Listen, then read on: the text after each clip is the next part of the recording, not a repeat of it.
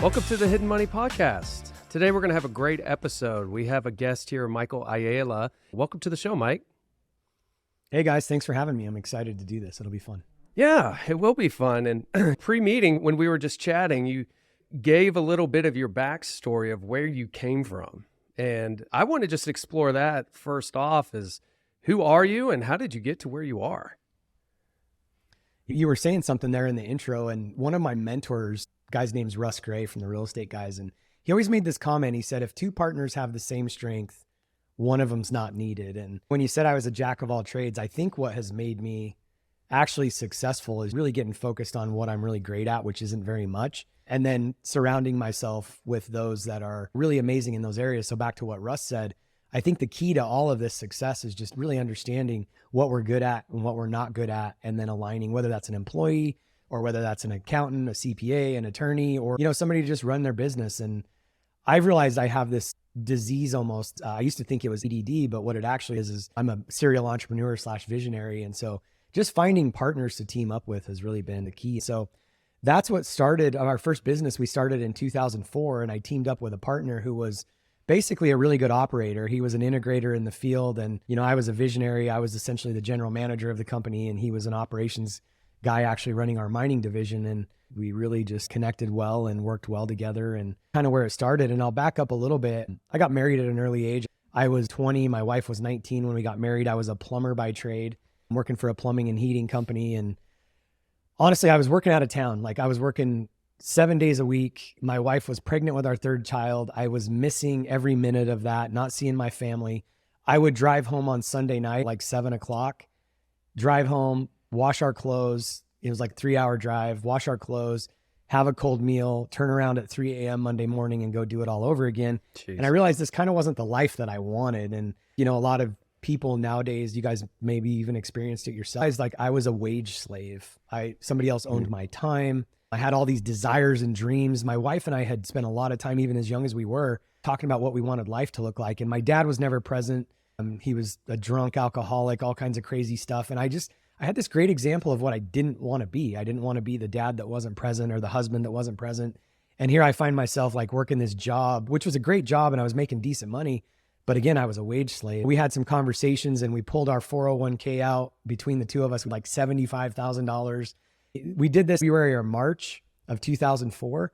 And we just thought to ourselves, we just have to make enough money by the end of the year to pay this penalty and these taxes, and we're off to the races. And so we launched and started a business. And in our mind, it was going to be me running a service van, him running a service van, and we were just going to own our freedom. Well, it didn't really work out that way. We actually got our license in June of 2004. And by the end of the year, we had 17 employees and we're doing $1 million in revenue. And talked about this off camera, but one of the things that I'll say, people are like, wow, how'd you do that? You must have been some kind of amazing business owner or sales guy or whatever, but it's what I talked about. I didn't know anything about accounting. I didn't know anything about sales. I was a plumber. And so I went and found the best consulting company that I could find in the plumbing and HVAC business. I just asked territory rep, I'm like, I need help. And talked to this consulting company that Train actually used to put their sales manual together. And so she connected me with them. I hired them immediately, even though I didn't have the money to hire them. And I just did exactly what they told me to. The good thing about it was like, I was so young and naive. I didn't have years of experience. This is the problem with business owners. It'll never work in my market. You can't do things that way. That's not the right way to do it. I've tried that. I tried that 7 years. I didn't have any of that because I was literally just coming out of the field. And I knew that if I didn't hire talented advisors and people around me that could tell me what to do, I was going to fail.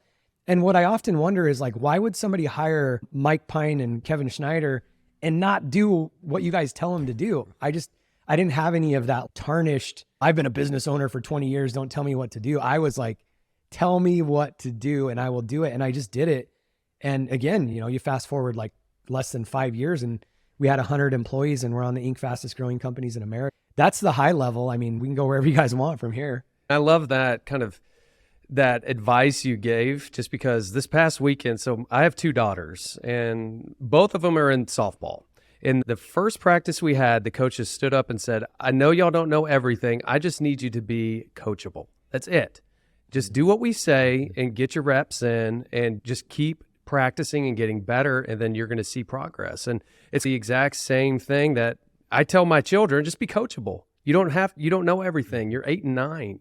In business, it's the same thing. CPAs, we have 20 years of experience, certifications, and education. Attorneys, the same thing.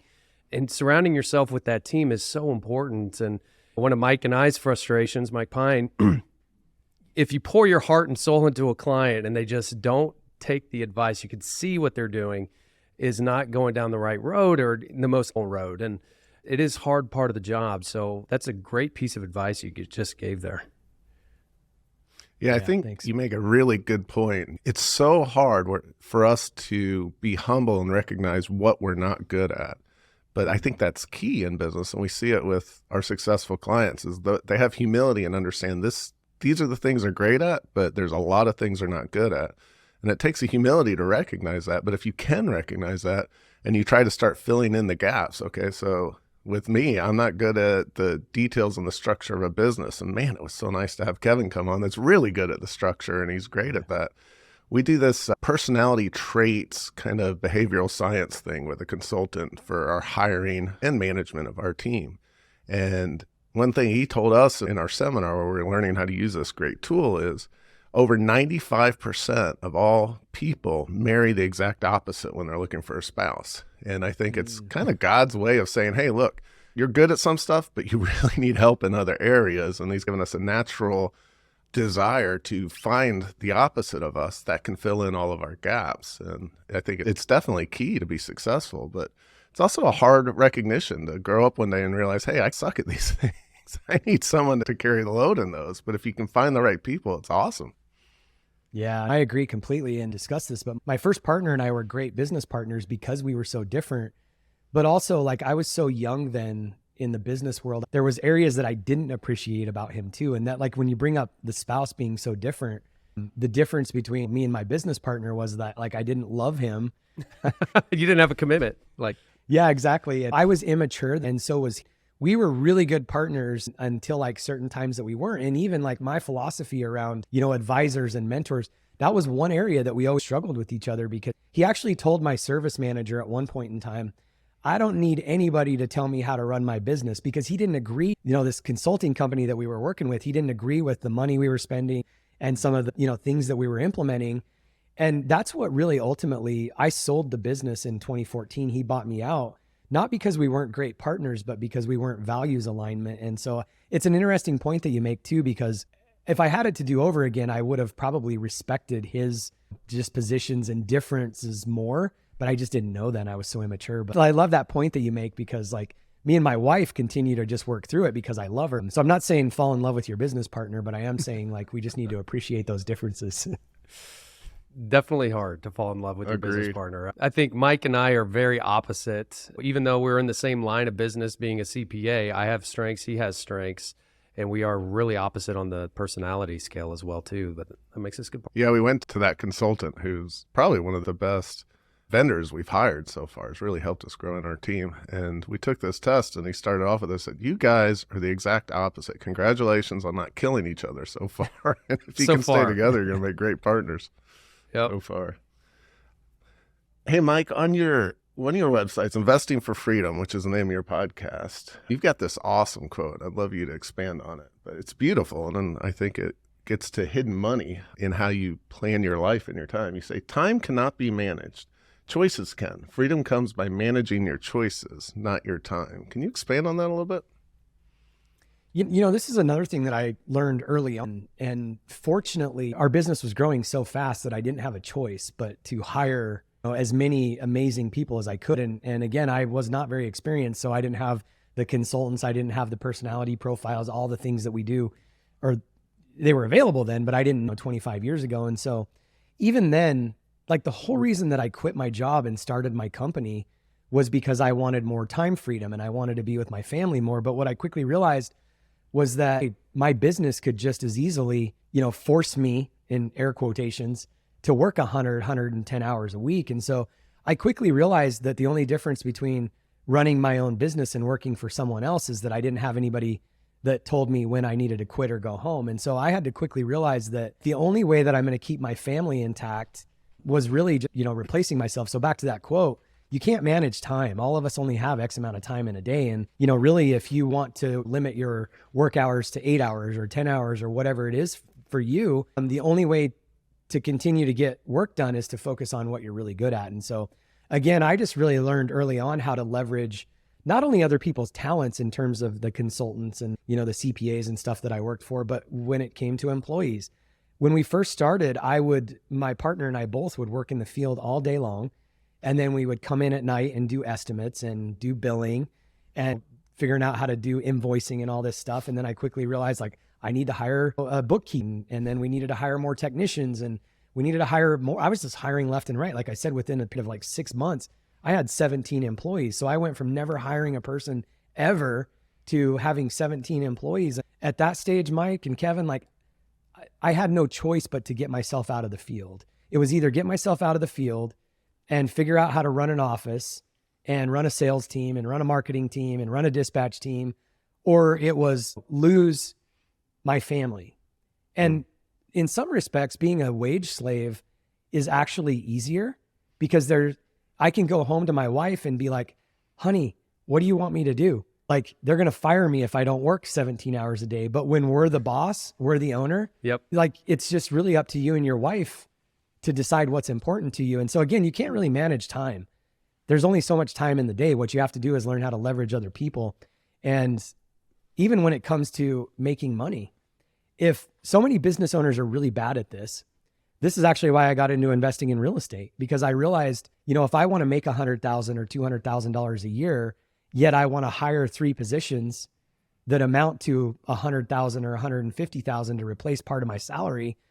So many business owners are like, I can't do that because there's not enough money in the business to do it. You have to make some hard decisions. You either need to invest in people, or you need to keep doing what you're doing and keep your salary. And so I actually had the consulting company that I was working with. This was 2005, so it wasn't that far into it. I was at an annual planning event. We were doing 3-day planning, and the entire first day was around your personal goals. And they made this comment. My head coach was actually speaking from stage, and he said, if your business isn't helping you achieve your personal goals, you just bought yourself a job. And that hit me right between the eyes, because I'm at this period of time where I quit a job working 110 hours a week and I start my own business, but yet I'm a slave to my own time and constraints and money. And so we set a goal of buying 2 income producing properties a year to help create some of that income that I needed so that I could go hire more people and not drain my business. And so many business owners don't think about it that way. And I think, having those consultants in my life was an amazing thing, because that set me on a trajectory. And as real estate investors, what part of your audience probably is, we'll very easily go buy $100,000 property that will pay us $10,000 a year. That's a great return. Yeah, I'll do that all day long. But so many of us will not invest $100,000 in an employee because we want them to bring us $300,000 or $400,000 or $500,000 a year. When you look at those parallels on investing, I'm a real estate guy through and through, but I also run businesses. And that parallel crossed for me because, again, we'll do it all day long when it comes to a property. But when it comes to investing in people to free up that time, we don't want to invest in them. And I get it because it's messy and no guaranteed return. When we look at a property, we know within reason it's going to do X, Y, Z. But when we hire an employee, we're like, it might work, it might not. Maybe we're going to do sales, maybe we won't. That's what gets challenging. Yeah. And I think Mike and I are learning that as we grow, we're hiring more people. And so you're letting go of control. And I like your thinking on this is because, Mike, we had to come to that same realization as well of being CPAs, we bill by the hour. So there's $25 an hour tasks and there's $1,000 an hour tasks. And a lot where small business owners get caught, and I think you got into this trap too, which made you that aha moment of saying, oh, I can actually keep my family and scale this, is just saying, I'm spending a lot of time on administrative $25 an hour tasks. Now, I can grow my business, scale it a lot quicker and be more valuable if I shift my time to my skill set of the $1,000 tasks. So we had to come to that realization. And the hard part is when you hire people, that control has to let go. And a lot of small business owners will struggle with that because your name's on the door. You love the quality. You are in control of everything because you were doing it all and you trusted yourself. And now you have to trust somebody else. It is a different stress, but it's scalable and you can actually start to make money. That's where the hidden money is, not more so hidden money in tax deductions, but hidden money in growth and income generating and just focusing your time on a specific skill set that benefits your business the best. No, I was just going to say on that note too, as business owners, we train our clients. Like, this is something that we really have to watch out for, because if I wasn't a client of yours and you had a certain onboarding process that didn't heavily involve Mike and Kevin, I may not know the difference. Mm-hmm. But when I program myself to be super in the loop and then we try to peel that away later, that's where it gets challenging too. So it's really hard. And I think, again, there's so much ego involved in it where we think we're the only ones that can do it. Where I was forced as a young entrepreneur, I was so lucky in so many ways. I was forced as a young entrepreneur to just get out of my own way, because I knew that the only way that this thing wasn't going to fall apart is to get out of the way. Yeah, hard lesson to swallow, but once you do, the proof is in the pudding. You can see it. Sometimes it takes a while. You can't give up. You got to stick to it. But if you do it, you get the right team, and that's so important, getting the right team around you. It takes a life of its own. So at what point in your long career did you realize the power that our tax code has on your ability to grow your investment, your financial freedom? At what point did you realize that multiplier effect? Let me back up first, and I'll tell you the moment that I realized that my CPA was super critical in the loop, and then I'll answer that question. So I remember after year one, sitting in a conference room with the head partner, which was just a local firm, and they were highly recommended. They've been in the community, 30 years. So I'm sitting with a partner, and I'm sitting with the person that was responsible for our taxes. And I asked her the question because, in year we did almost $1 million. I think it was 900 and some thousand in revenue. And we showed like $80,000 in profit or something in year one. And I asked her, I'm like, where is this money? And I was so naive. I'm like, where is this 180? I'm like asking her to explain a P&L to me, really. But I didn't even know what to ask. And I'm like, where is this money? It shows that I made $180,000 profit. And Mike kind of looked at, and she didn't really answer me. Maybe she answered me and I didn't understand it. I don't really remember.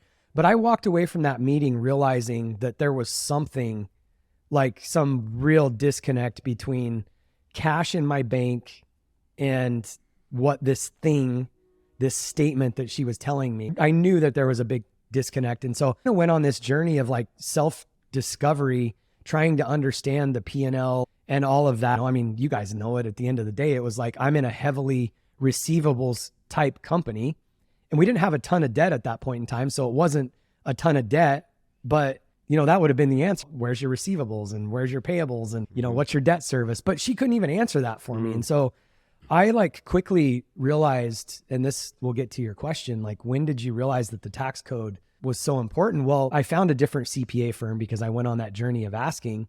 And between that consultant app or the statement that he made, if your business isn't helping you achieve your personal goals, you just own a job. So they asked this question there, if money and time wasn't an issue, what would you have? And one of the things that landed for us was real estate. Simultaneously, our new accountant which was also a local accountant, but he was much more aggressive and educational. He was telling us, the best way to really offset some of this, obviously your tax deductions within the company, if you need vehicles, equipment, et cetera. So he started educating us, and I understood that part, and we needed a lot of equipment. So that made sense. But then also he started talking about real estate. And between that statement that consultant made, we decided to buy 2 income producing properties a year. And our CPA was telling, about tax deductions and the benefit of offsetting that. I didn't know anything yet about being a real estate professional or any of the above. But to make a long story short, that first year we came back and we bought 2 single family properties. And then we were doing a ton of work as a plumbing company in this mobile home park that was distressed. And the lady that owned it this was 2007 now. The lady that owned it was an investor out of Vegas, and she was running into some development problem. And to make a long story short, she needed to fire sell this. There was a guy that had a first position note in it that was assumable. I talked to the guy. He said, yeah, you can assume it. I needed $85,000 cash down. I went and borrowed that because, again, I was in a cash crunch. I didn't understand why yet still, but I borrowed the down payment and I bought my first 72 space mobile home park in 2007. And that process right there, like going through that with my accountants, was like my first real education around, yes, I had these 2 single families, created some tax benefit. But when we were pouring, plumbing and infrastructure and setting new homes, and we started remodeling homes, and that's where the hidden money was just, when I started sitting down with my accountant and seeing what this 72 space mobile home park did, not only bringing in revenue for my plumbing and HVAC business, but also spinning off cash left and right, but also the expenses that we're running through there and investing in infrastructure. And even then we didn't do a cost segregation on that. I don't even know if it was a thing then, but my CPA then didn't, really say anything about that. That just shows how important. By the way, I think he was great for the season that I was in. As you fast forward, I've then transitioned to another CPA group, which, now we're working with you guys on some things. So it's an evolution too. And I think that's a lesson in sometimes you outgrow your team. I outgrew my first accountant really fast, but then that second one, he was pretty great for the season we're in, but really that mobile home park opened my eyes to the hidden money. Mike and I are real educational, and that's the whole point of this podcast too, is just put information in front of people. And part of our job as tax planners is we want to throw every possible strategy at somebody, not to overwhelm them, but to give them options and what fits their lifestyle. And so a very common thing that we see is exactly what you just said, is a business owner can come in and say, I made $180,000 on paper. Where is that cash? And cash can only go a certain number of ways. It either goes to the owner, it goes to debt, it goes to buying equipment. All that could be balance sheet items that's not reflected on the P&L. But also there's 2 different kinds of accounting methods. Now there's more than 2, but generally speaking, and Mike and I will get into this more into the bonus content a little later, there's 2 different accounting methods, one being the accrual method of accounting and one being the cash method of accounting. And what you just explained sounded like an accrual method of accounting, which means you are going to get taxed on the accounts receivable that you have invoiced. You have done the work, but you haven't collected the cash to get paid on it. On accrual method, you recognize revenue when it's earned, not received. In the same vein, you recognize expenses that when you incur them, not when you pay them. So in some instances, this is where analysis comes in. What methodology is best for that certain taxpayer? If they're in a heavy AR business, accrual method may just kill them tax-wise because they're going to get hit with a big tax bill and the AR is still floating. So we need to look at maybe a cash method. And cash method is so easy for business owners, and that's why I love it, is because you're paying tax on the money you receive in, and you're getting a deduction for the money that goes out. It's just cash basis. If your bank account goes up, generally you're going to have net income and you're going to pay tax on that increase in your bank account. Now, this is very simplistic, but that helps very small business owners to manage cash. Manage, am I making money? Are you? I don't know. Is your bank account going up? That's where I'm starting first. And then if money comes out of the bank account, it's either going to expenses, the owner, or the debt, something like that. And you can even do a hybrid of the 2. Like, it's really easy to manage a business on accrual method, but you probably want to pay tax on a cash method. You could do that. You can have your QuickBooks in an accrual method of accounting. And then when we get to the tax return, just say, hey, I'm under the threshold for having to be forced into accrual method. I'm going to do my taxes on cash. So you get the best of both worlds, just because accrual method does give you a more realistic picture of your business because it's taking into account your AR, what you should be making, and can make those financial decisions. So learning that lesson, that's why hopefully people listening to this could take your advice, is getting that team around you and getting that education, because knowledge is just power. Since we're talking accounting methods, and Mike already mentioned Russ Gray, I feel like I owe it to Russ Gray to point out, he says this over and over again, whether you're doing accrual or cash, there's another financial statement besides a profit and loss in the balance sheet, and it's called the cash flow statement. So many business owners don't even know what that is, much less use it. I think generally he would say that accrual gives you the best picture of what your business is doing on the accrual method. But if you don't have a cash flow statement, seeing where your cash goes, and that would have been a great answer for that accountant you asked, Mike, hey, where's my cash? Let me walk you through a cash flow statement. As a business owner, you ought to be paying attention to cash, and cash flow statements it shows where all your cash is going, where it's coming from, and you can even do cash flow projections, which is super helpful and helps you find and unpeel a lot of hidden money when managing your business. Yeah, I think when you're asking those kind of questions too, when I think back to my early young entrepreneurial self and that question that I asked, either way, that answer from that CPA should have been a red flag for me, because either she didn't know, which I'm sure she did, or she thought I was too dumb to understand it at that point in time and didn't want to take the time, to teach me. And I'm just like, when I think back to that moment, I'm guessing it was the latter, but sometimes I wonder too. So I think, just seeing those moments, like, that's why we hire these advisors, is because we don't know. And I think that's just such a great, like you said, the statement of cash flow. I think a lot of your audience and business owners and young entrepreneurs are even embarrassed to ask the question sometimes, which is why I love when I meet somebody like you guys that leads with education. Because if you're not scared to teach outward and openly, you're not scared when I ask a question either. And I honestly think that not just CPAs, but most professionals really they want to make it as short and sweet as possible. And when we talk about billing by the hour, just try to get me out of there. And it's like, I want somebody that's going to be a part, like hold my hand. And so I love the fact that you guys lead with education, because I think that's the win. Most people think of taxes only as an expense. In each episode of the Hidden Money Podcast, we will bust this myth and reveal ways you can use taxes to your advantage, because there's wealth inside the tax code. There's hidden money there. Thank you for listening to Mike Ayala today. We will continue the conversation with him. Don't miss part 2 of our conversation on our next episode.